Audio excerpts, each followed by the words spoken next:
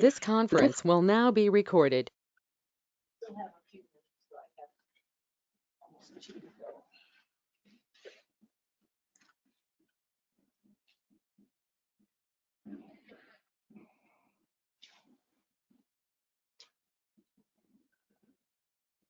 All the old guys are here today. Right. Old guys, old gals. Yes, the election, who all's here are still on advanced plans. So it's the three of us. Well, Yeah, I was a day older yesterday. no, I think Miles. Did he just say his birthday was this week? Yes. Was that Joe, did you just tell us your birthday was yesterday? Sarah, Joe, and Rob. That's right. Well, Yeah. happy. Ask him how old he was. Well, Joe, mine is Monday, 10/10. Mine's the 25th of this month, so you guys, all of us. Oh, Happy wow. birthday. And I'm then- gonna turn 60. I'm surprised I lived this long. Joe, I just how old? turned- Well, that's an improper question, but I was 79.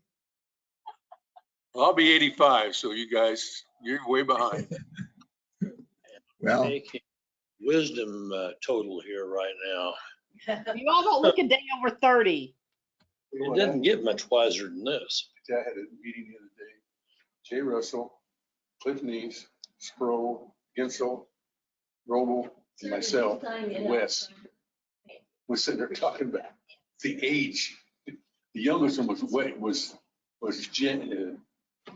Jay Russell. He's 67 or 68. Yeah. Welcome back Just a to the kid. United States of Kansas. You had quite a journey. Shall we begin? I'm glad you weren't in China. Yeah. You'd still be here. Yeah. You'd still be there. Yes.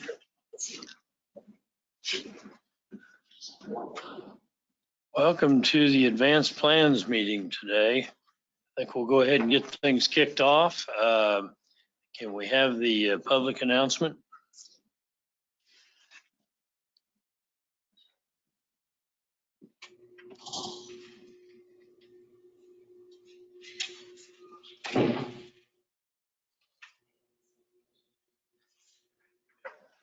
Pardon? We don't.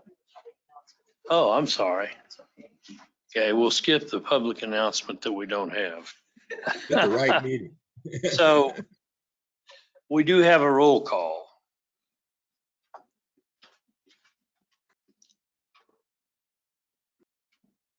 Ann Fox. Ann Fox. Here.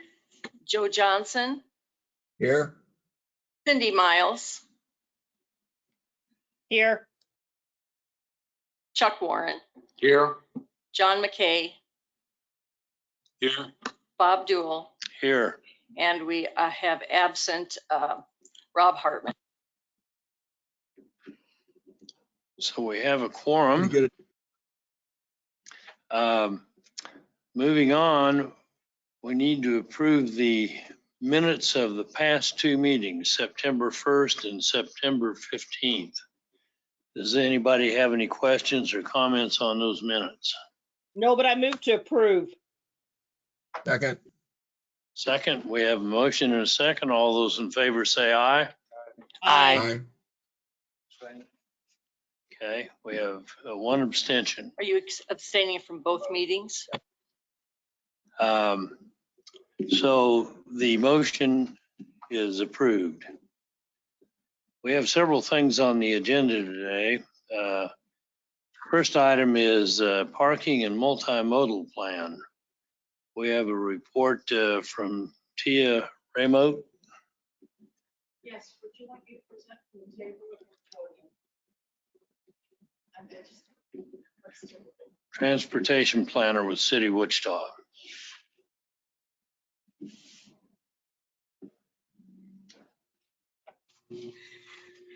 Hello. Thank you for having me back.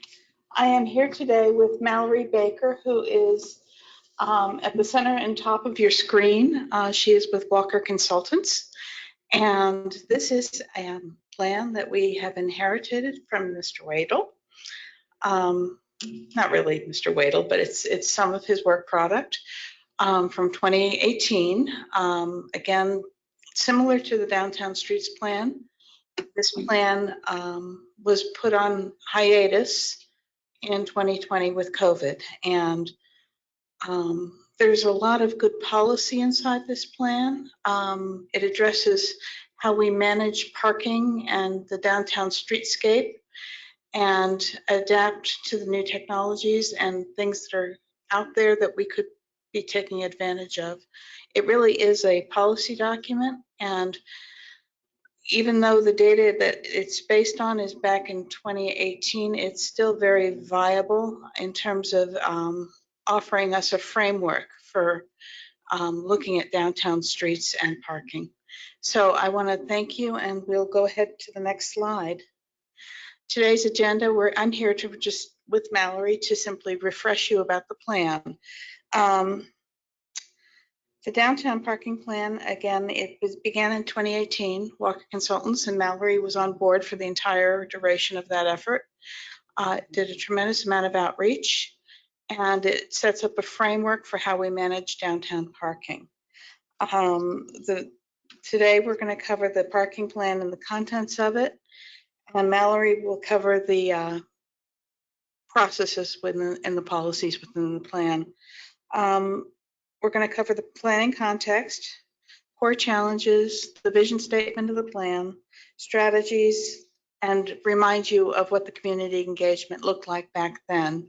In order to revive this plan, we have devised a collection of advisory groups and steering committees. We're doing about a dozen presentations, similar to what we did with the Downtown Streets Plan, to remind everybody who informs City Council of and makes recommendations about policy and ideas that should be implemented, to refresh their memory about the work that was done and to gather your questions and comments and input going forward. So thank you very much.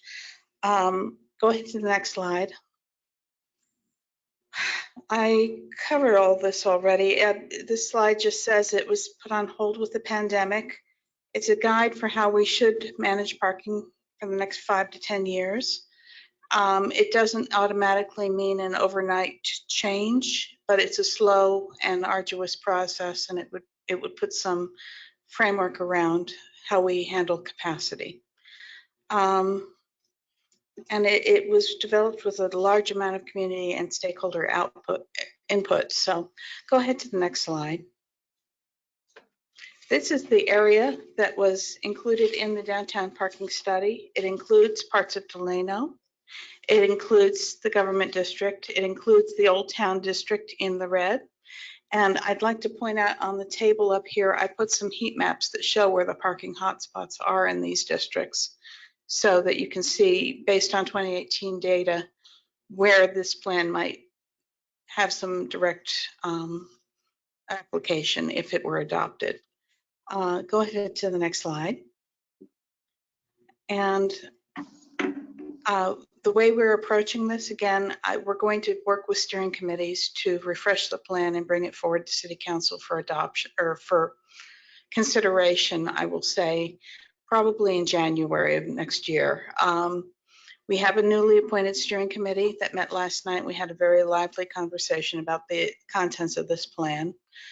We've taken it to the Bike Ped Advisory Board. We will take it to the newly coming Transportation Advisory Board when it is seated. We are taking it to downtown Wichita on November 17th to present.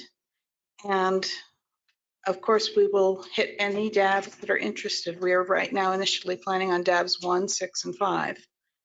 So this is all in pursuit of formal adoption with City Council. And the next slide just shows the timeline of these activities. I think our original plan was to be done in December with both plans, downtown streets and downtown parking plan together. But I do think this plan may lag by a month, so it may come into City Council in January for consideration. And with that, I'd love to turn it over to Mallory.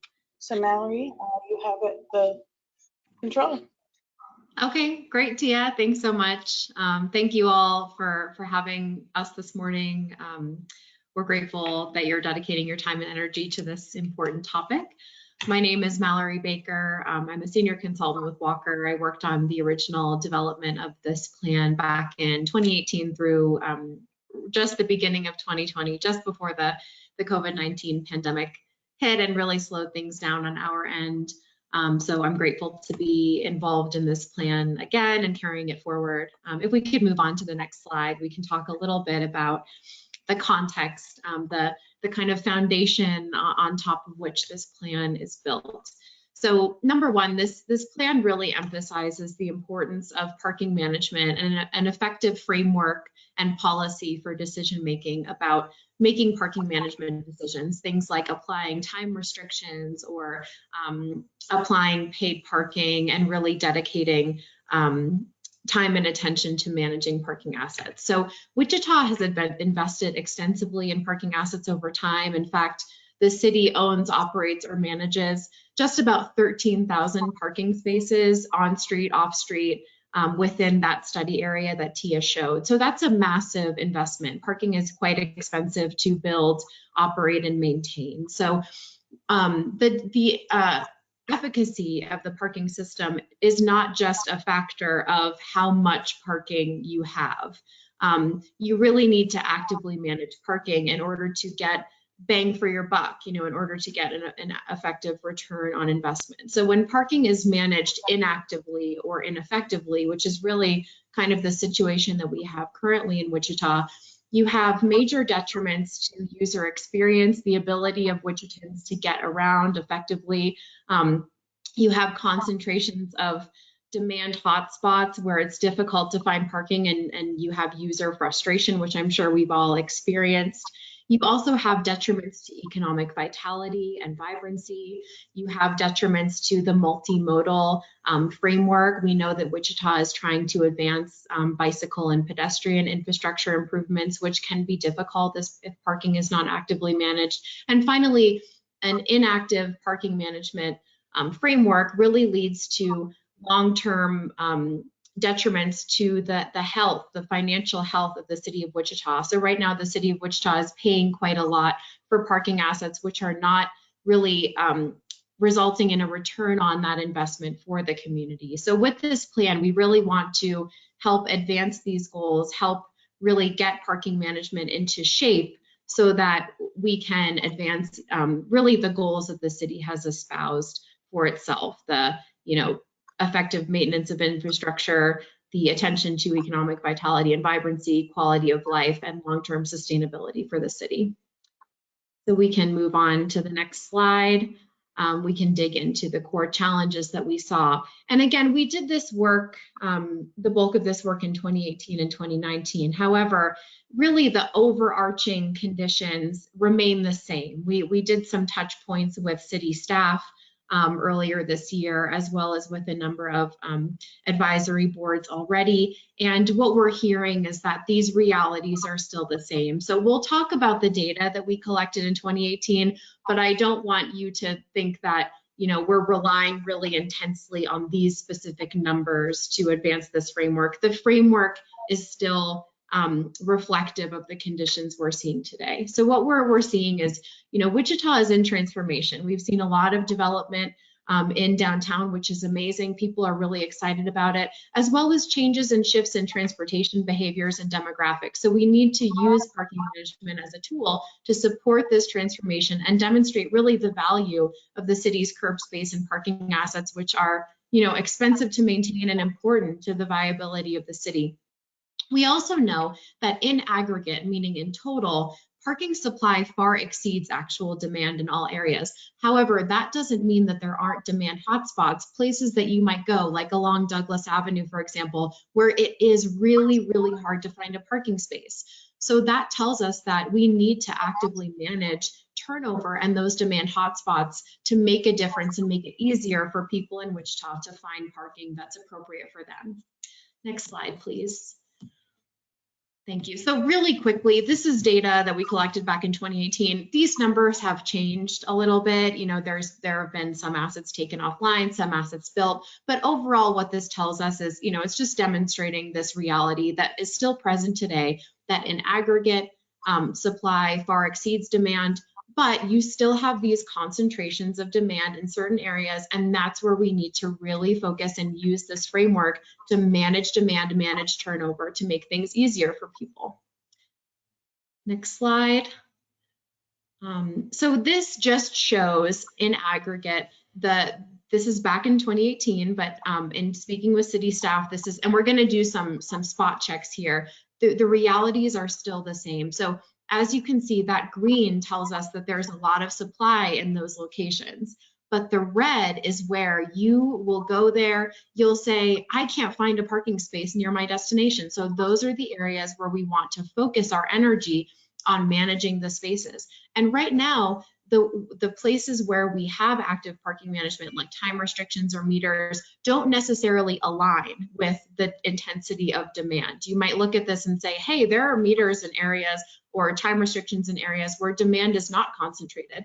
So we want to use this framework to make sure that we're laser focusing our active parking management efforts in places where demand is hot and high to make people's lives easier. Next slide. So just summarizing some additional core challenges, as I've said already, maintaining parking assets is expensive. That's obvious. You know, parking assets, especially structures, are really expensive to maintain, and there needs to be a clear value proposition for these assets, meaning if they're not used effectively and efficiently, or if there's no demand for them, it's really challenging for us to justify spending a lot of money on operating and maintaining them. We also have seen a lot of advancements in parking technology, and we need to take advantage of those advancements to balance demand, support other modes of travel, address those localized demand shortages, and just make it more effective and more efficient for people to park in Wichita. So there's a lot of tools that we can use to advance those goals. So how are we addressing these things? If you could turn to the next slide, please. So we have a vision statement, and this is sort of the umbrella under which all of our strategies live, and we try to advance this goal. So I'll just read it to you. In 2040, the city of Wichita will be a community where parking contributes to the civic, social, and economic vitality of the community.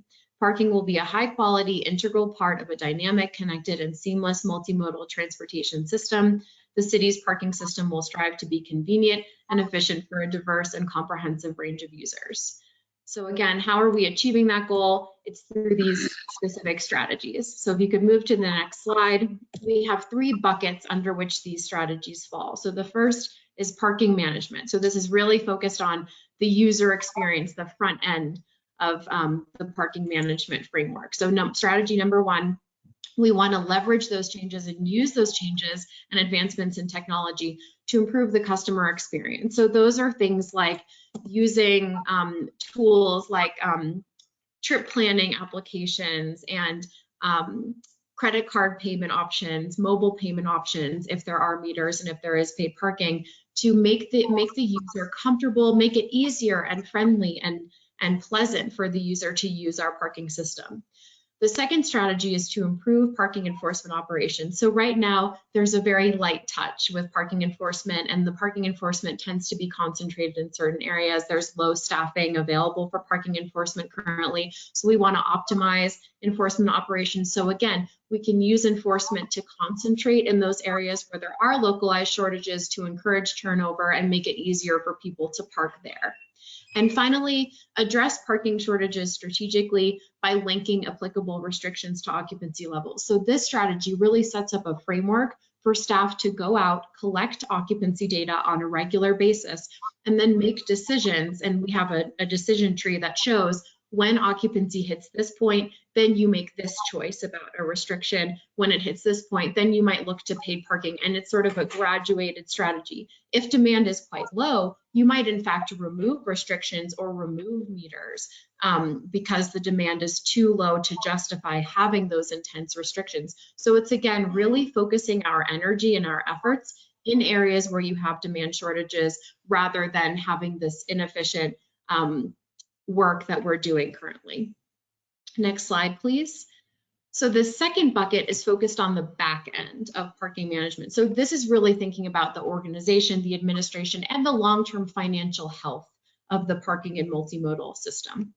Next slide. So the three strategies that we have here are, one, making the transportation functions that the city works on more concentrated and reducing duplicative efforts. So right now we have, the city has in the long term been consolidating all the transportation and parking functions into a single department, but there are still some activities that happen in other departments, and that means duplication of effort and a lack of efficiency. So we want to just get everything, continue to get everything under the guise of one department.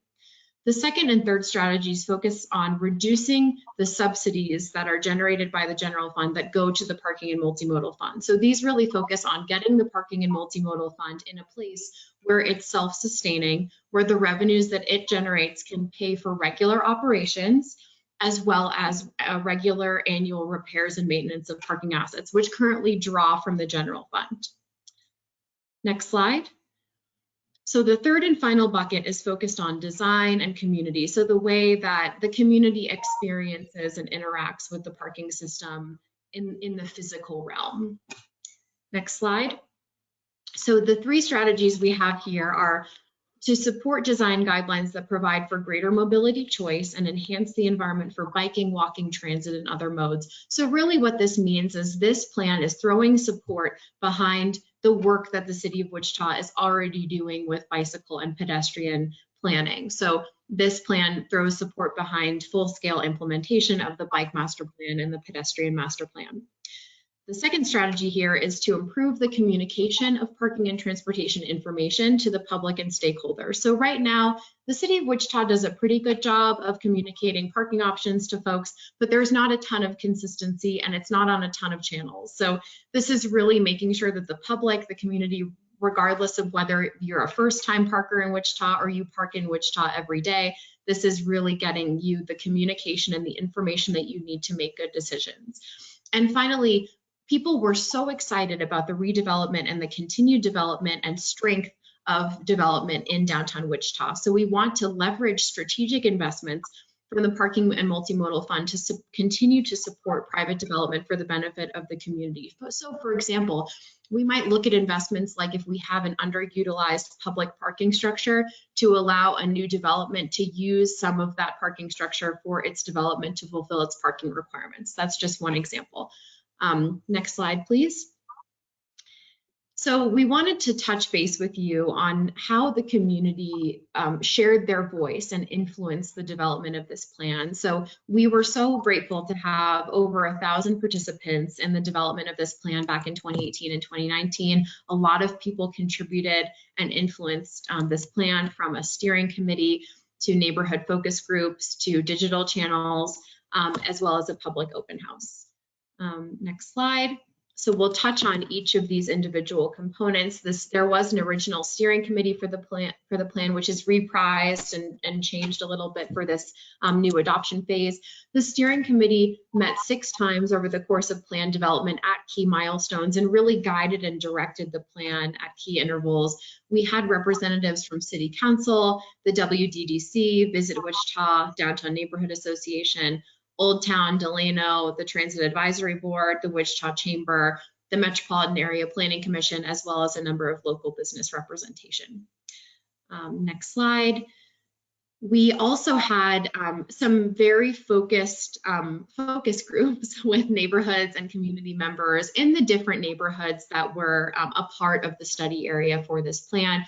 We met them where they were at, in breweries and coffee shops at the Downtown Chamber building. So we met with Old Town, Douglas Design District, Delano, the Wichita State University neighborhood, and then finally just the Downtown Chamber. So we got to have kind of those very specific pieces of feedback from the neighborhoods that were impacted by this plan.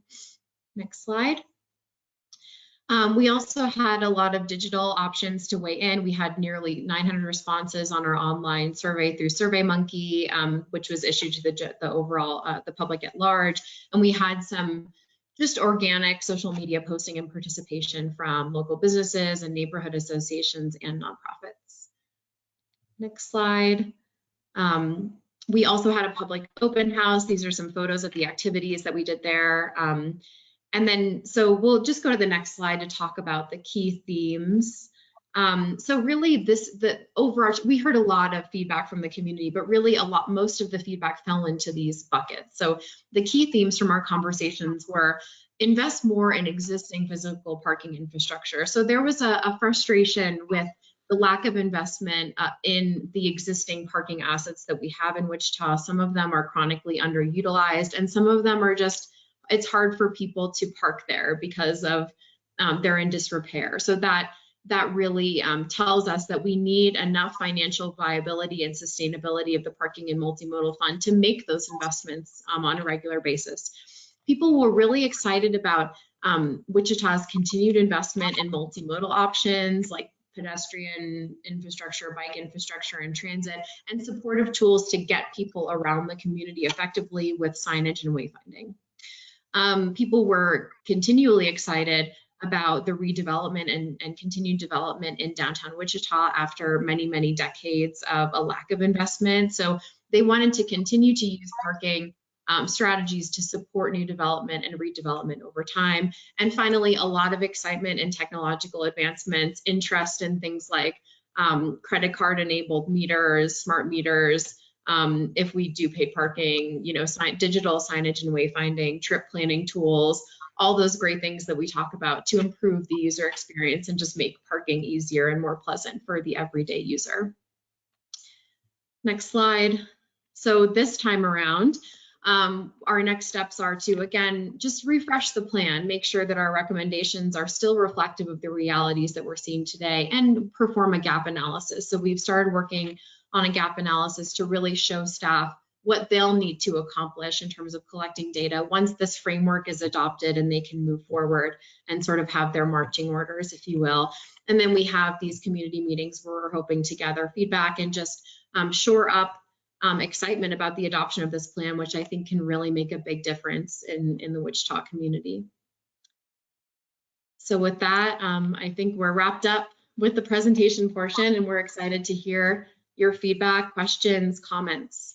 Thank you again for your time. Are there any questions or comments of the speaker? Chuck? Glad to see this mantle being brought back up and back on the schedule. One of the things that for me that I've seen change since 2018, number of people that are considering the possibility of electronic cars is electric charging stations. Anyway, is that a part of this plan at all to be considered? That's a great question, and I think especially with the components of the Inflation Reduction Act, which offers subsidies to folks buying both like new and used electric vehicles, we'll continue to see that. So that's an excellent point.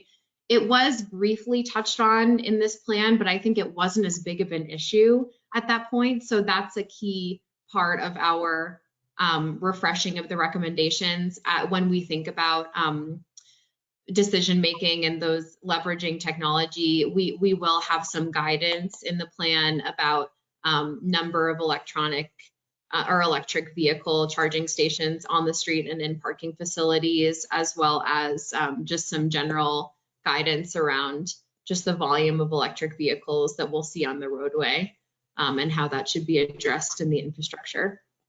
2018, I had a lot of folks that were in the never me, I'm never going to buy an electric car camp, that are now probably in the next few years, I'm going to be looking at that. So it's a changing dynamic. We're right in the middle of it. Yeah, Well, absolutely. I think that's a great point. Thank you so much. I'd like to point out what this plan really does. If it garners an endorsement from City Council, it will open up the door of possibility for other things to be explored by staff, i.e. technology, or like you said, electric charging stations, or policies that might shape how rideshare shares our street and parks itself. I know in Old Town we've had a few problems with rideshare drivers parking themselves in very strange places. So yes, I think there's a lot. This is a first step, if you will, because there's a lot of other policy things that could cascade from the big ideas in this plan. Thanks, Tia. Are there any other questions? I've got a couple of quick things.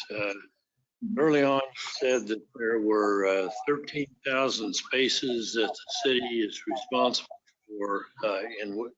Is that in the downtown area or throughout the whole city? That's in the entirety of the study area that was included for this plan. Could we throw that back up? I think it's like this third slide. And just so you know, that is inclusive of on-street spaces as well. So that includes not just structures and lots, but also the right-of-way, the amount of inventory that we have on street in the right-of-way in that entire study area. This is the study area. And in our presentation, Tybin, I don't know if that helps you. It's the slide without words on it. Yeah, no, this is fine too, but the study area is the boundary under which those 13,000 spaces roughly fall. So does it include private parking garages and lots? No. Okay, just what the city manages. Exactly. Yeah, just what's public, and it might not even be like when we think of management, it's like actively manages. This is just, you know, Wichita owns it, and sure, it's under the guise of Wichita. Do you have a count of how many parking meters there are? We do in the plan, I believe. I'm not sure off the top of my head, but I can get that number for you. And Tia, you might know as well. It's roughly 800 meters currently. We've been removing some meters downtown in the last year. Mm-hmm. Yeah. So when you said one of the goals was to make the costs and maintenance of parking self-sufficient, but that sounds like that if you're going to get that revenue from parking rental, the cost is going to go up. It may, yes, but it may not go up everywhere. There may be pockets where we have free parking where there's less demand. It's not about collecting money for parking per se, but it's about using payment as a tool to encourage turnover where people really want to be, like around NASCAR Park at lunchtime. Mm-hmm. Yeah, and I'll say too that, you know, right now the parking and multimodal fund at one point was was self-sustaining, meaning that, you know, it generated sufficient revenues to pay for its annual expenses. Right now, the community is paying for parking pretty extensively because that parking and multimodal fund is drawing from the general fund. So it's drawing from community resources. The general fund has to fund parts of the parking and multimodal fund instead of paying for other things that the community needs. So ultimately, you know, we would like to create a system in the long term. You know, this won't happen overnight. We won't raise rates or just focus on revenues so intensely that the community really feels it in a way that's negatively impactful. But over time, we would like that parking and multimodal fund to be self-sustaining, so it's not drawing and pulling from the general fund. And Tia is right that might include some increases of rates in some places, but it won't be just because, you know, we're trying to generate a certain amount of revenue. That consideration in those decisions will be made because the demand is so intense in certain areas that we need higher rates to facilitate turnover to free those spaces up. There might even be removal of meters in some places where demand is low. So I think the easiest way to conceptualize it is just say the number one priority for this plan is to better manage parking resources. And one of those is to make sure that parking is available to folks in high demand areas. And there are a couple of different ways that you do that. Time limits are one way. If time limits don't work, then paid parking is another method that's available. But I think, as has been explained in the presentation, a secondary thing of this too is to reduce the subsidy that the parking fund has, or to make it more self-sustainable. And I'd like to Exactly. Thanks, Scott. quickly add, a lot of the reason why the parking fund receives that sort of a subsidy is the age of the infrastructure. The Macy's garage requires a lot of upkeep, for example. Mhm. And we're seeing as downtown redevelops, there's less and less that we need to put into these structures because we do have cooperation of the development community. And so, you know, it's wonderful to have customers. And so I have hope that it won't always be this way. And it really won't take a big lift or a lot of dramatic change to how we charge for parking in Wichita. I think it really is about focusing where we put our energy. Yeah, absolutely. How much influence has the development? This is done in 18, it's almost 23 now. And I know the Old Town area around the arena, where my office is at, and everything, it's really changed in the last 3 to 4 years. It's going to continue to change. Commerce Street, they just now opened it up to a whole bunch of stuff. And that's going to have the effects. There's a lot of parking area, private parking areas around there, but there's not hardly any public. Mhm. Yeah, I think that's a great point. I'm sure that Tia and Scott might want to weigh in on that too. Really, this plan, we understand that there have been substantial quantitative and qualitative changes in the areas included in this plan. However, this document is really, as Tia mentioned, kind of a framework for decision making. Once this framework is adopted, there will be data that needs to be collected and things like that to actually make those decisions on the ground. But this plan isn't.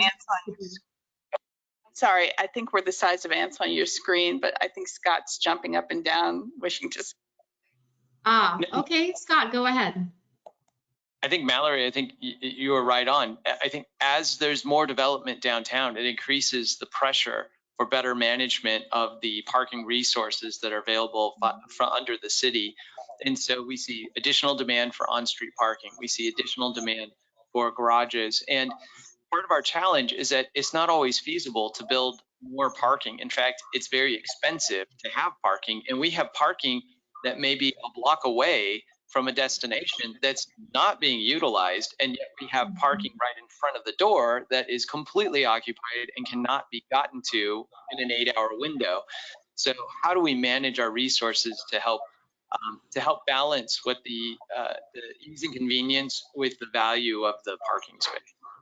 Mm-hmm. So the reason why I use that as an example is because, you know, long range planning about the Delano, where they're going to move the TPA over to the west side of town. So that's going to create a whole different atmosphere there as far as traffic's concerned and everything.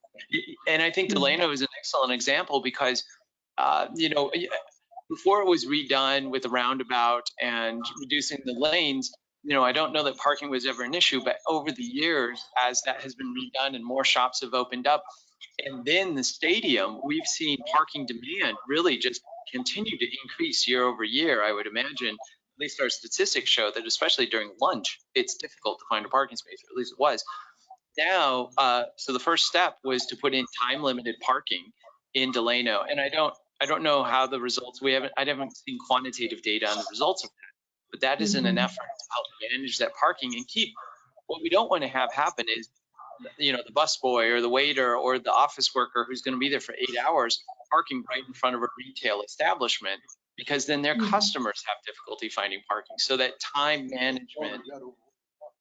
Yeah. So it's all about managing parking. My favorite conference room is at the Monarch, and they have several spaces that are marked, you know, 2-hour parking, and it's definitely changed my behavior. I know I'll be there more than 2 hours. I just walk a little further, you know, and I don't know what the enforcement is, but it definitely, if you're a law-abiding citizen, impacts your behavior. We have a walking problem, not a parking problem, truly.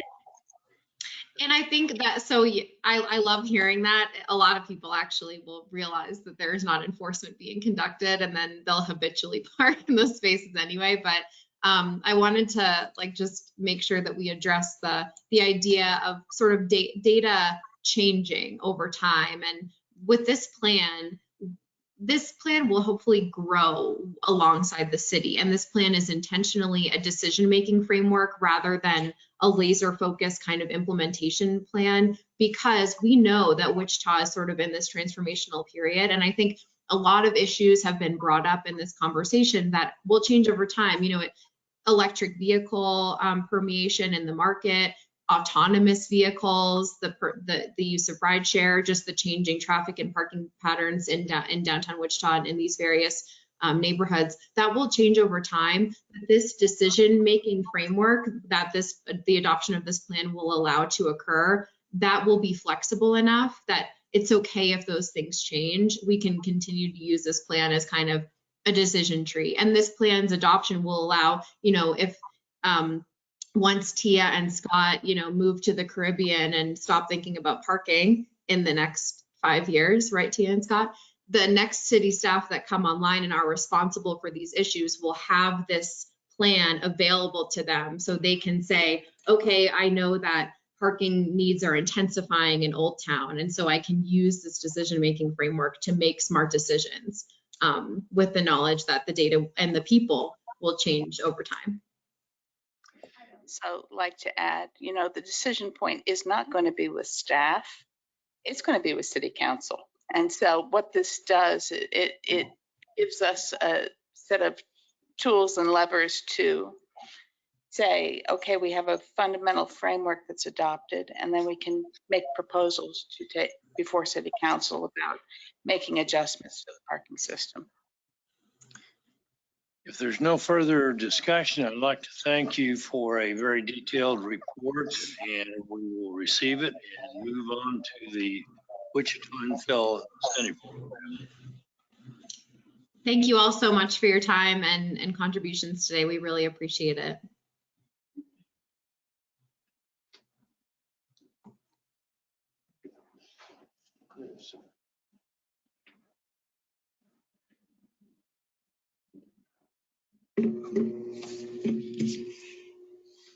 We ready? I'm taking the mic, so I assume you're ready for me to get up here, Mary. So thanks, Chris Labram. I'm the director of MABCD, the Metro Area Building and Construction Department.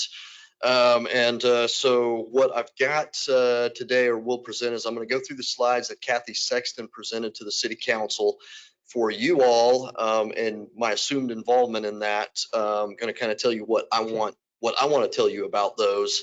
What the intent of the slide was with the City Council, and then, you know, a little bit of probably what's more pertinent to you all there. So definitely stop me if you've got questions on that as we go. I'm going to, given again your involvement, or at least what I assume and know of that, I'm going to try to kind of bottom line it and then get to your questions best I can here. So am I advancing slides? Okay. So in the presentation, obviously the bottom line is establishing an infill program beginning with a pilot type concept. So you all, I believe, are all aware, of course, of the work done with and you all did a lot of that work with Places for People. A lot of the discussion that took place there to include defining areas, the areas within our established central zone, a central area of the city, as kind of where they fall. So to give you a little background here, there was quite a bit of discussion about whether to include the entire ECA or to begin with just the formative areas. The decision based on a few different factors, a lot of those stats from the housing department, was to begin with the formative areas and see kind of where that takes us. So one thing to, again, to point out, I see names, I see Scott Knable's on, I think Ann was part of that. Anyway, and what I'm getting at is when Places for People first was going and being discussed, there was an incentives committee. Mary led that for some time. So the incentives committee that met and worked a lot on trying to figure out what incentives could be in place. We see that builders, developers we're looking for quite a large amount of incentives compared to kind of where city staff was beginning with that. So we came to a point there where the land bank was established, a few things were done, but the incentives discussion kind of stalled out, for lack of a better term. Kathy, a lot of what Kathy's charge was in her interim time as an assistant city manager was to get something going there. We wanted to get something out, get something moving. If nothing else, tell us what we need to do for the future. But we knew if we could get something started, it should, just that. It should at least let us know what we need to do to move the needle from here.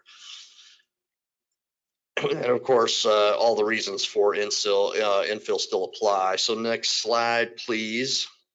A lot of Kathy's aim with this chart was to let the city council know what the overall impact of the budget would be, what the waiver, what we hope to accomplish, but a lot of that was to let them know that kind of here's where we're at, here's what we expect to happen, and this won't break the bank.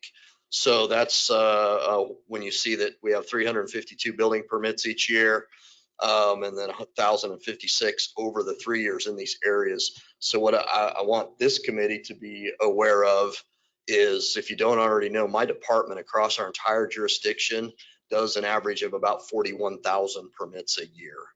So 352 out of 41,000 is what we've got for development, infill development, revitalization, exactly those kind of efforts in this area.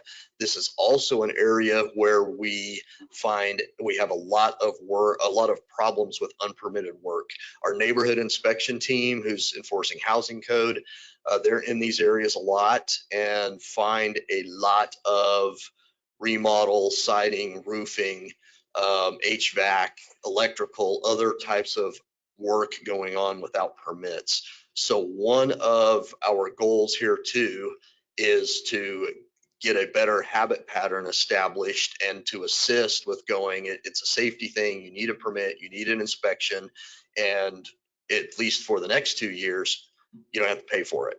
So in the cases right now, we have actually made the call, so you're aware that if we do find unpermitted work in these scenarios, it's normally we double the fee for that. Sometimes I waive that based on the circumstance. Right now, we're still going with the fact that 0 times 0 is 0.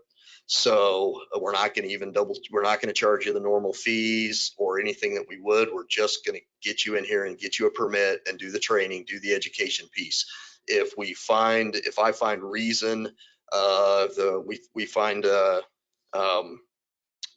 behavior in there, a pattern in there, what we'll do is make you no longer eligible for the program. So we're not, again, we're not looking to charge the fees, looking to kind of use that as an educational tool. Any questions on this before I move on? So next slide, please. So interesting here is we know again that this part of the city is an area where we're going to see a higher than average number of condemned houses being removed, whether that be a city action that requires that or does that, whether that be the result of a fire, result of just aging older houses. These are the areas where, again, higher than average number of homes are going to be removed and we're left with a vacant, what we would call infill lot. So with those, we've had 91 permits for new construction over the last 3 years. That's one area where we would really like to move the needle with this. So another interesting side note, if you had not heard that or not aware, maybe I should have Ann guess how many of those were nonprofits. Not quite, but half. Yeah, half. So well, a little more than half. 41 of those were actually ones that were charged a permit. The remaining were nonprofits who built those houses, and we already do waive the permit fee for the nonprofits. We do that. We are able to do that because of the home program with the housing department. There's a grant offset there, so that's still there still is a revenue stream that comes to the city when those fees are waived, because we can use that as the grant offset report. So we were already doing that. Hopefully that we see momentum with this to again move the needle and get spur some more infill of new homes in those areas. Next slide, please. As the discussion boiled down, we've got if you talk a new home, And the fees, one thing that you will hear often is you'll hear to the effect of, okay, so I have a $4,000 building permit on my home. If you build a new home, you're probably in these kind of areas, you're probably right that you're going to be in the neighborhood of $4,000 for the total permits. Generally about 750 of that is going to be my permit. The rest of that is the public works required fees for sewer, water, their equity fees and their tap fees or their hookup fees. So the bulk of the fees are public works. We had quite a bit of discussion about that. In most cases, you are not going to incur a new set of fees because you're for those you will have to pay for a new water meter hookup oftentimes. But other than that, most of the infrastructure is in place. Where we do see those fees come into play, and this is still a point of discussion, is that if you go from a single family to a duplex, because then you do incur that added set of fees for the duplex side. Public Works is still taking a look at that, but at this point in time, the sewer water equity fees remain in place. It's just the MABCD related fees that are waived. Now, what we did as part of that is we are waiving all of our fees. So if it's an MABCD fee, any type of revitalization, we're looking to improve. So yes, there is a $25 or $35 permit if you get a water heater, because we do want to inspect those. We have had a few houses blown off their foundations from improperly installed water heaters. So but right now we're saying, yep, even a water heater, you get a free permit. Roof repair, anything, porch repair, anything like that, even those that are pretty small dollar permits for us, we're still going to waive that. I've had several questions so far about what do I have to do to apply for this. All you have to do is show up. And when we determine, when we know that address is in the ECA, permit writer will check it. And if you are in that area, 0 fee for the MABCD side. On that note, my understanding, I think at his media brief today, which is taking place right now as well, maybe is finished, the mayor was going to announce that the website on the city's webpage is now live. So there is a city webpage that explains the program, and part of that is a map that folks can punch their address in, and it will let you know if you are eligible, if you're in that area or not. And that's also the same map we will use to help our permit writers determine that. Right now it's a little more manual. So we of course wanted to have that website in place prior, but we didn't give GIS very much time to work with that. So they scrambled. They did a great job to get it as quickly as they did. One other aspect. Oh yes, before I forget. So we said all residential. So if it provides a residence, then we are waiving a fee. So there's some confusion in the community. I know some people, there was a little bit of angst in social media because you hear the term commercial. By my code, if it's one or single or two family, single house or a duplex, it is handled within the residential code. If it is 3 or more family, it's handled by the commercial building code. So when we say commercial versus residential, in my world, that's based on the size, but it's still a residence. So in that case, it's a commercial residence versus a residential residence, if that, hopefully that makes sense. So all are still eligible for the fees. Now, what I can't do is if someone comes in and decides to build a high-rise apartment complex, which has a lot of inspections to include a big plan review and would probably normally come with a neighborhood of $30,000 in fees for my department. I can't waive that right now or as part of this. So we did cap those, that if it's a commercial project, we're going to cap it at $10,000 in total fee waivers. Still, though, if you're talking a triplex, a fourplex, highly unlikely that they're going to still trip that $10,000. So you're really not going to get into that unless we see a full renovation of a high rise or a full apartment complex being developed. That's the point that you would exceed that $10,000 in fees.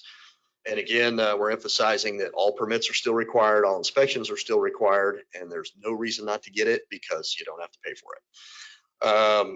It was stipulated, this was requested from a few agencies in the city, that we ensure folks are current on the real estate taxes and their specials, so we will be doing that.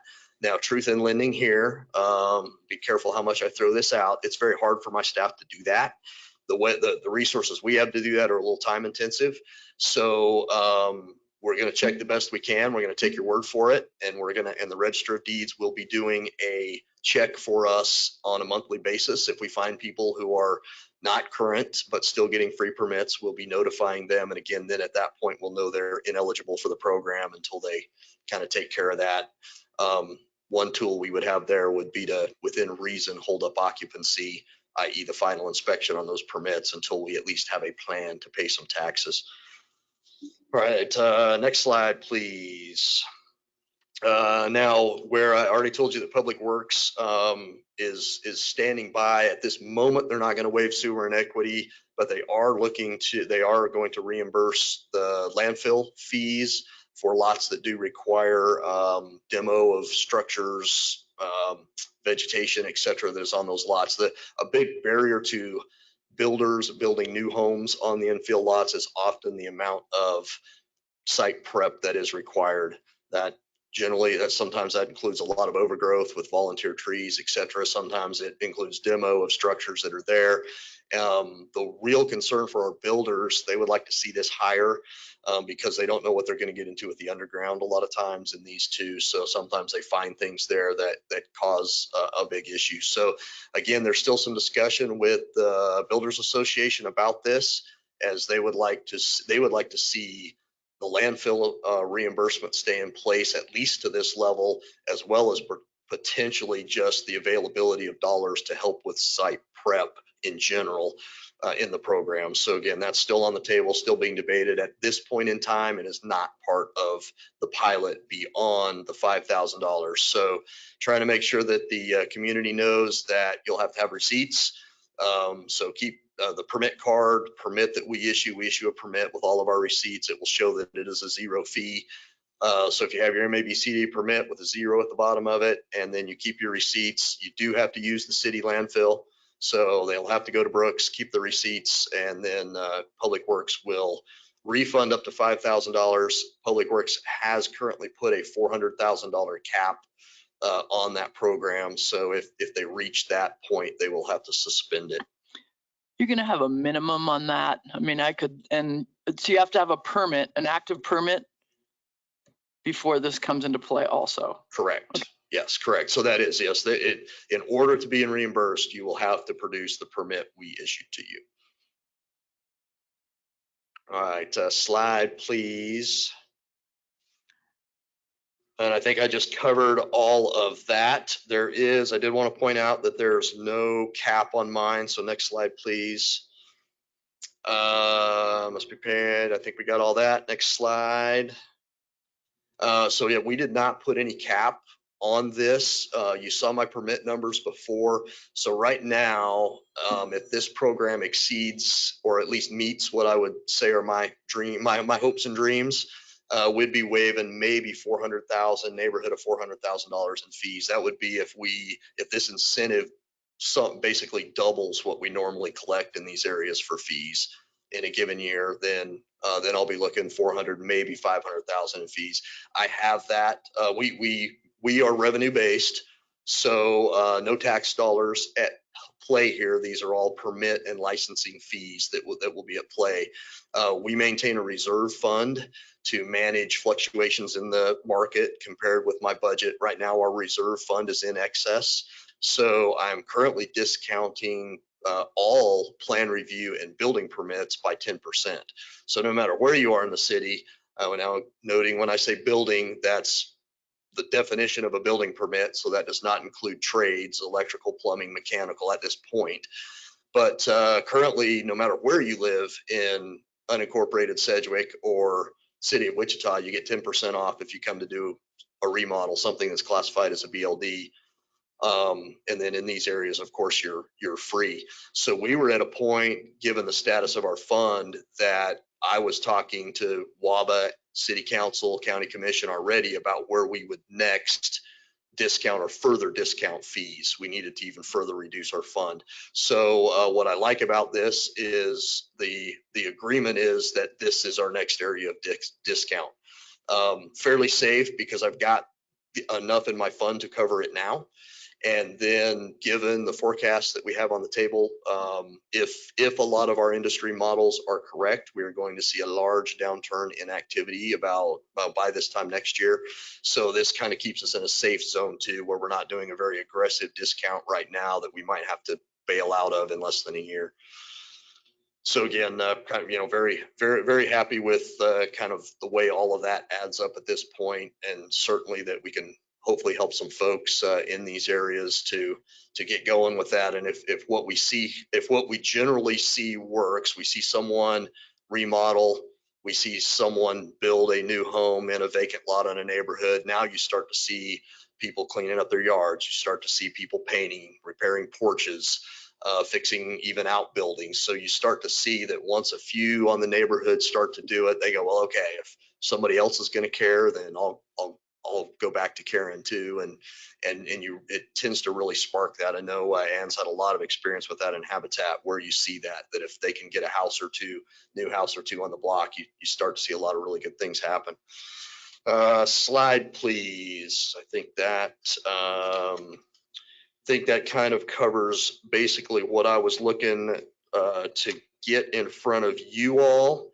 Obviously, doing that to meet the needs of the community. Again, all things that I think you all are at least as, if not more, aware of needing to be accomplished here than I am, or as I am. So next slide, was just, of course, Kathy's recommendation, or our city recommendation to the council, which was approved. And then since I am a county managed department, we did take this, met with the county commissioners, went through all the same discussion with them, and we actually have a resolution in place to officially allow me to waive the fees on that side. So yeah, we're set, we're off and running. Again, we threw a lot on GIS and IT, so we now have the website going, but we still have been honoring this since Monday. We've had, I think I forgot to mention, so I checked before I came up, we've had given away 11 free permits so far, not quite $2,000 worth. So we're started. What other questions? What questions do you have for me? So did the builder community react positively to this? Do they anticipate this will impact their new construction in these areas? Their position is that it's a start.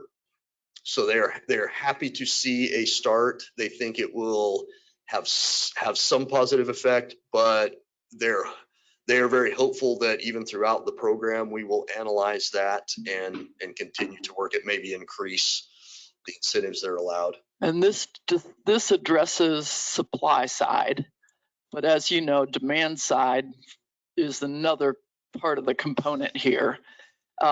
Will there be any consideration for property tax abatement for those who purchase in this area to incentivize the demand side? That is a great question. And so, yes, that has already been to include from WABA. Wes had pulled a lot of their data and some of the consulting firms they use. So he had provided information on that, some further discussion on that. So that is on the table, whether to maybe be infused with this, or most likely, whatever would come next. So at this point in time, that has not been brought in, but at least it has been identified for further review analysis. Probably important there to state that, because a lot of people ask, how do I get eligible for this? Well, eligibility is just decide you want a permit, as I said before, but also you may be eligible for other programs if you're doing things that are covered by other housing grant, Affordable Housing Act, incentive type programs. Not only would you still be eligible for those, but we're going to try to remind you of some you may be eligible for when you come to get your permit. And again, from what I saw anyway, there was some concern about that. Well, hey, you're adding this on, and my answer was exactly, that's kind of the point. I think a lot of that concern was because they thought we were giving away permits to anyone. Since the word commercial does get used in there. So I'm trying to be clear and make sure that in any community engagement that we're defining this is residents providing a residence. Some of those are commercial buildings that provide a residence. This has nothing to do with retail or any other type of commercial operation. Chris? Yes, sir. The anticipation, I guess what I'm going to, private industry subject to nonprofits utilizing of this program. I know it's just getting started, but what's the anticipation, the percentage wise, nonprofits? If you do 1,000 permit reductions, is it going to be 50-50, 45-30? Well, since that's where we're at now, we're at about 50-50 now. So, or maybe even a little more like a 60-40 with nonprofits taking advantage of this. So the hope is that, yes, we will shift that to where it's more like a, 80-20, 70-30 to where we are incentivizing some regular business and individual property owner revitalization and effort in addition to what we're already doing with the nonprofits. Does that answer your question, John? Okay, thanks, sir. Are there any more questions? No, but this is Joe Johnson. Chris, thank you very much. It sounds like Christmas came early. It's for some it did, sir. It's good to see you. Good to see you, sir. All right. Yeah, I just want to clarify, the pilot program is what, for 2 years? 2 years? Correct. And it's only these areas that were defined as formative areas at this time for this 2-year period. Yep, that is correct. Okay. Just those highlighted areas. And I did, I don't know who all got those, or I don't know if they're where you would want to pull them up on the computer. There were a few additional maps that kind of detail that a little more in our permit activity in those areas, if anyone's interested further in those. So I just wanted to provide those. And Mary's got copies if anybody wants them. So just wanted to provide those in case you had further questions there. So they are available. Thank you, Chris, for this update. Appreciate it very much. All right. Appreciate you all. Thank you for your time and your service. Mary, you are up next with notification practices for zoning cases.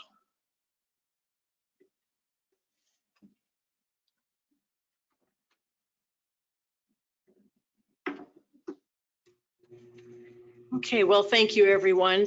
Just a quick update. Back in the summer, City Council member inquired about our notification policies and wanted our policies on the distance that we go beyond a particular zoning lot when someone applies, and wanted us to review that. So we've done that. And just to give you a little background, we have Kansas has some minimum standards that they have throughout the entire state. And what that is if you are in a city, an incorporated city, your notification is 200 feet. If it's out in the county, unincorporated areas, it's 1,000 feet. And that is from the perimeter of a given lot or group of lots that is under consideration for some sort of zoning action. And so that is actually what most cities and counties cover. Now, starting back in 1975, which interestingly enough, we are very close to 50 years of this other policy that the city of Wichita established, and that's the one we use every day here in this department. If within the city, if you have an application that comes in and your property is 1 acre or I should say under 1 acre, we use the 200-foot notification distance for all those people that get notified of an action taking place. From 1 acre to 6, it's 350 feet, and it goes all the way up. Once we hit 25 acres within the city, then we're matching the county level of 1,000 feet. So we decided, well, let's go see what everybody else in the state is doing, because we've been doing this for quite a while.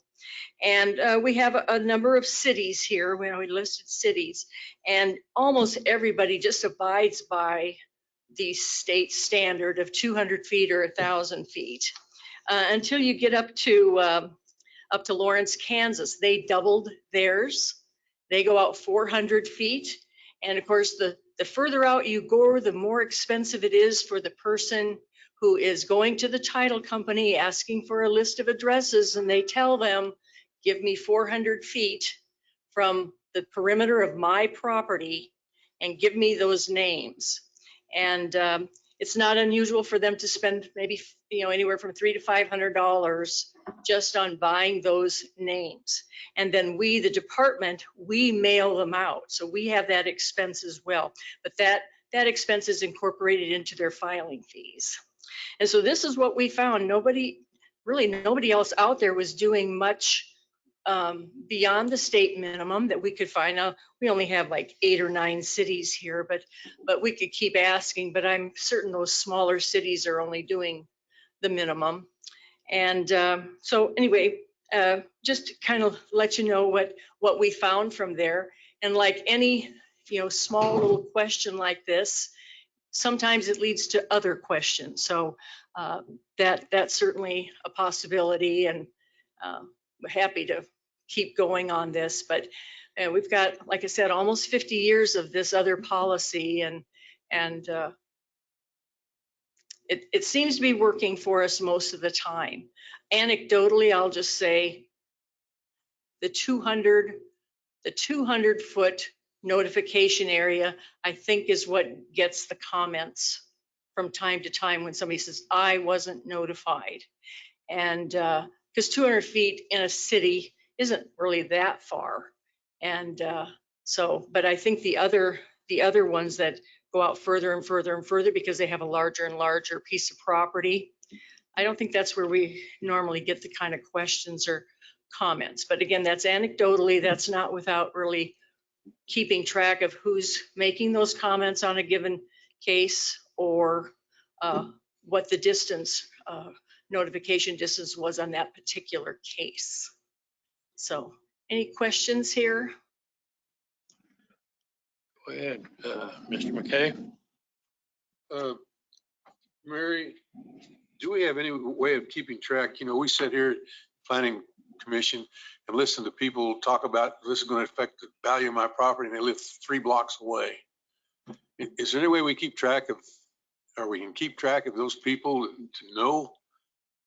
Because we had one a couple of weeks ago. It was controversial, and there's only 2 people of the 7 or 8 people that talked. It was even in a notification area, and we had one guy that went out with all the neighbors around and stirred them all up. He even testified on 3 different cases that day about, and he wasn't even close to 2 of the cases. So do we keep track of that, or do we have? No, that's why my comment was anecdotally. If the commission believes that that's an important issue for us to be addressing, then that's something that we'll need to discuss and implement a way of doing that consistently. Yeah, but you can implement it, but how are you gonna? You can't. Somebody you've done it you're not within the district. You can't talk.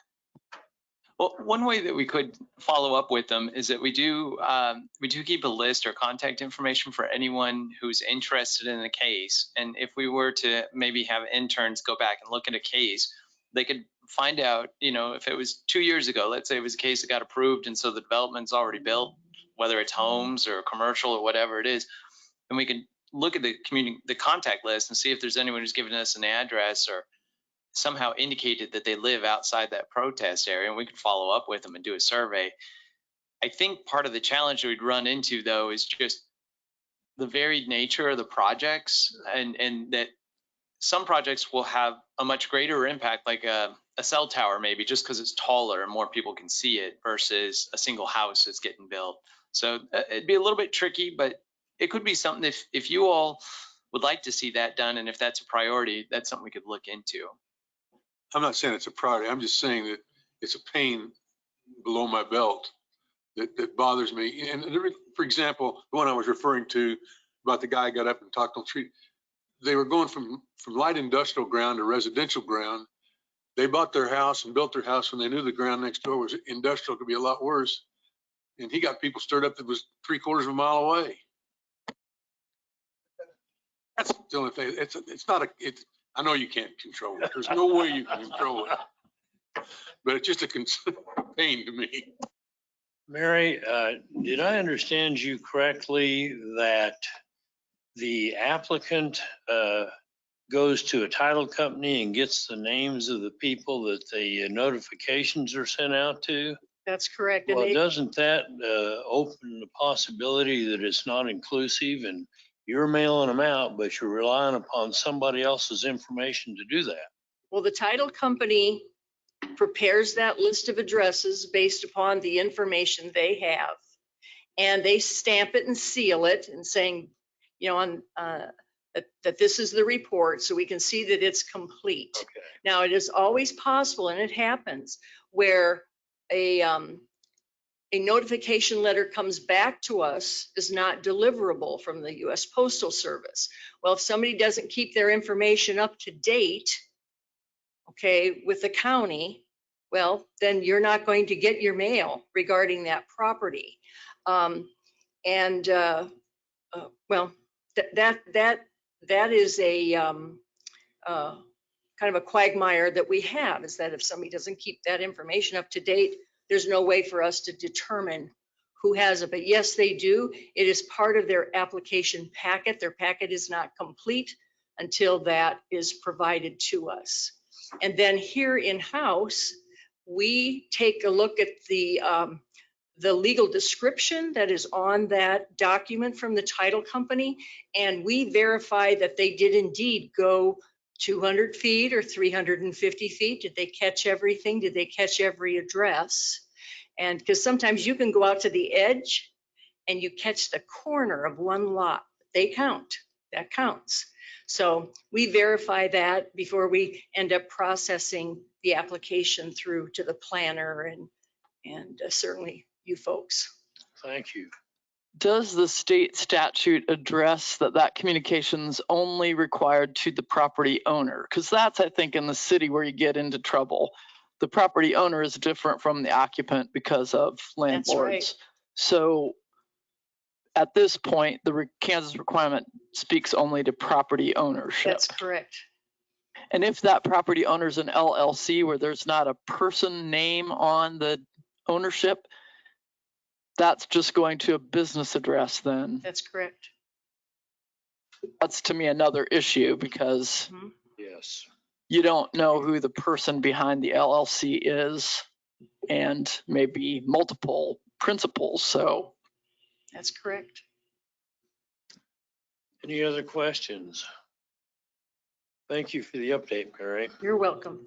So I guess, Scott, you are on. Just a second, Bob. Oh, I just like to say, I think we should keep the way it is. And that's if you want to know anything coming from me, I think that's the way we ought to do it, because you run into Pandora's box if you don't. I agree. Scott? Yeah, yes, sir. So a little bit rushed this week and last week have been very busy for us. So a little bit late on getting this out, but we've got a printed version that was distributed at the meeting and then also emailed it out, I believe, to folks just this morning. What you're going to see is, so on page 2, you'll notice our non-subdivision items. So again, these are, this is everything that's not a subdivision case. You can see we've had a huge spike, and that is just the meeting for today. So there's something like 24 items on the agenda for today's meeting, which will be absolutely massive.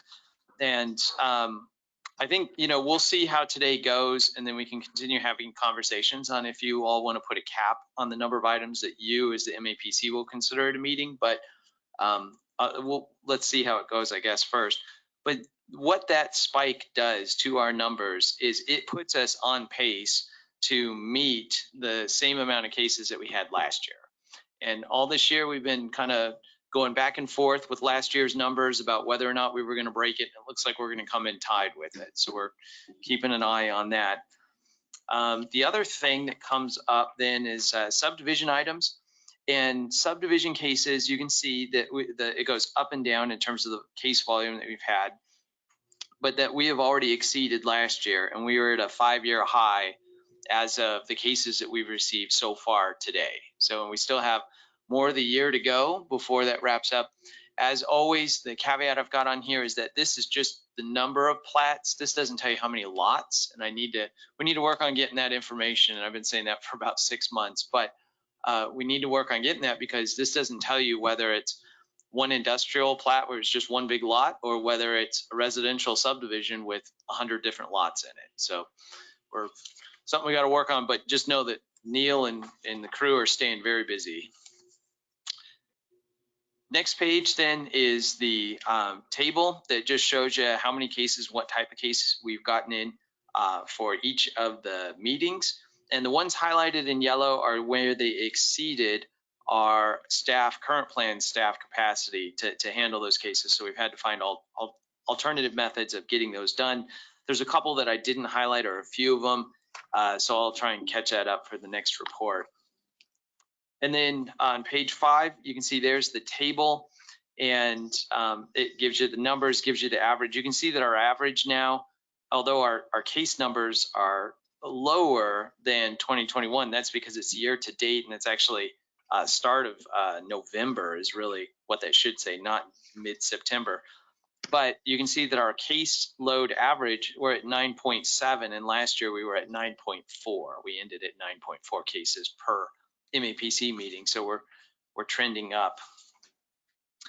Let's see, I'll go on to the next page, page 6. These have not changed very much since the last time that you received this information. We currently have the 2 senior planner positions posted. Those are open until filled, so we're waiting to see applications as they come in. The division supervisor, I'm pleased to tell you we had 19 applicants for that position. We've had some really qualified applications come in, and we're in the process of narrowing that down. And then in 2023, of course, we have the 2 associate planner positions that were approved. And so looking forward to the beginning of the year with those. In terms of the items on the next page, I'm going to keep it real brief and just highlight probably the most important thing at this point for me is the short-term rentals is scheduled for a workshop presentation and discussion on October 25th, I believe. It's that whatever the workshop date is at the end of October. And what we'll be talking about with the council are different options for changes to the zoning code and licensing changes. And then we'll get a sense, hopefully from them, of what direction would work best for the community. And then we will bring the drafts back to you all to look at and help us get some feedback about the details on that, how we can best accomplish it. So with that, that's kind of the quick overview, and I'll stand for any questions. Scott, going back to page 5, when you're 3 years, we just went out of the last 3 years of probably as much activity as we've had in years in this state, or in this city, let's put it there, in the county. And right now, I don't know what it is locally, but I imagine it's around 35 to 40% less activity than there was this time last year, let's say, for example. Nationwide, it's over 50% now.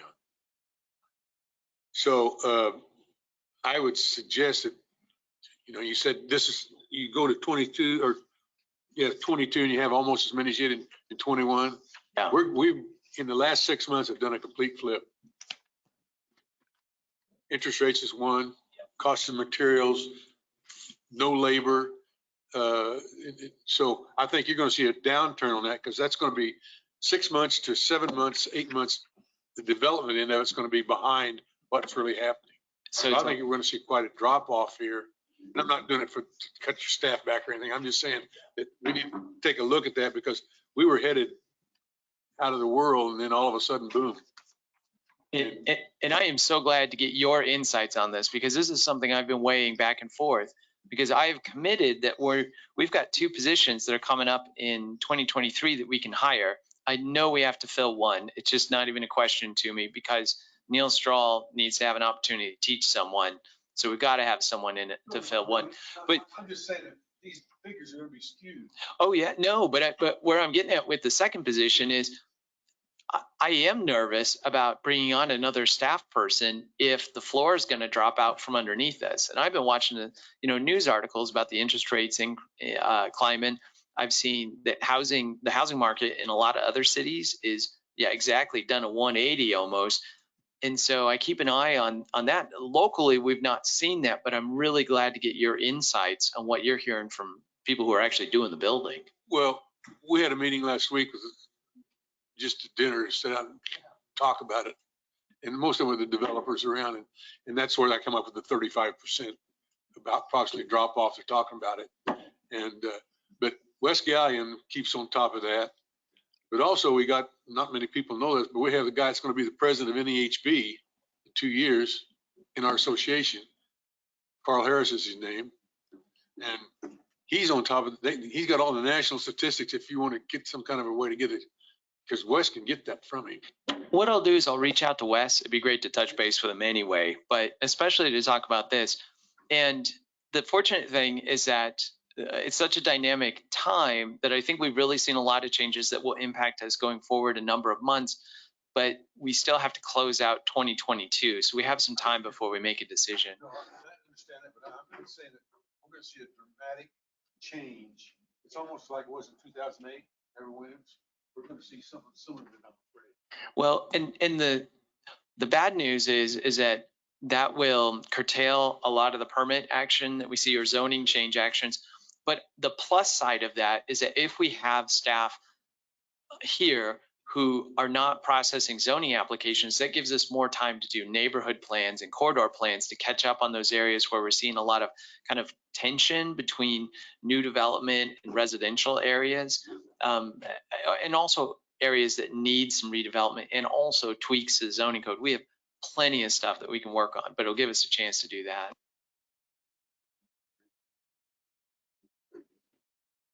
Any other questions? Do we have any other business to bring before the committee today?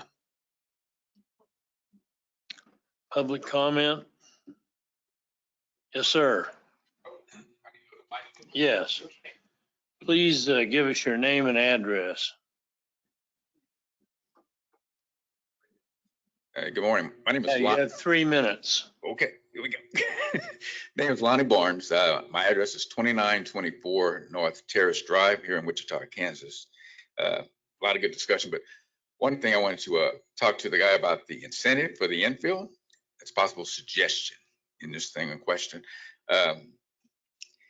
Many of the areas, and it's a pretty broad area, but the area I want to specify more is that around northeast area. You're talking about from the bypass going back to Hillside and maybe from 25th Street going over to Smithers Central.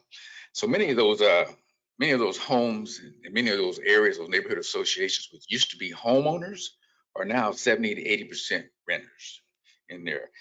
Many of those homes were built about 1950 and coming forward in here. And so, and when he talks about waiving the permits and all those other things, those are good incentives, but those times, most of those help big developers and people of this nature here. So when they say they want to waive these here to encourage people for safety issues, we're going to come in and reinstall hot water tanks and things of this nature, and they don't go get a permit, or roofs, they don't go get a permit. These people are going to somebody. Most of the time, these are small, independent contractors that are doing this work in here. And here they are, rental properties again. So when I say most of your people there are landlords and property owners of this nature here, maybe we need to offer an incentive in here. And that incentive could be in here because those properties are so old, the furnaces, the hot water tanks, air conditioners, the roofs, most of those are expired and they're old and they're going to have to be replaced in here. And so for them to bring them up to code, safety is going to be good. Waiving that's going to help, but maybe we ought to give them some type of incentive, whether it be a voucher or a waiver of something nature here. Maybe that's a one-time within a one property or one-time limit that they can apply that towards replacement of a hot water tank or a roof or heating and air, something that the landlord actually can use to help bring his property up and incentivize him to invest in it, because he's the ones that are going to be bringing the property up. You know, so you give him some methods that he can use in here. So it can be time limited, amount limited in which he uses, but you want to give somebody some incentive to do something with the property that they have, not just the new builds. Okay. Thank you. Anybody have any comments? Stand for questions. I'm a landlord, that's why I say. Not a big landlord, but for the few, and I have to deal with the properties around me. A lot of them are subsidized Section 8 and stuff of this nature, and they make requirements harder because of the regulations and requirement makes it hard for them to bring it up. And so once they have soaked the money out of it, they just leave it. Mr. Duell, what I can offer is that planning staff, Mary will take the transcript and provide that to Chris Labrum so that he's aware of the comments and can help consider those as he looks over the program for incentives. Good. We have your name and address, sir. We'll see if somebody gets back to you. Good job. Any other business to come before the committee? If not, we'll stand adjourned. Thank you, Mr. Duell.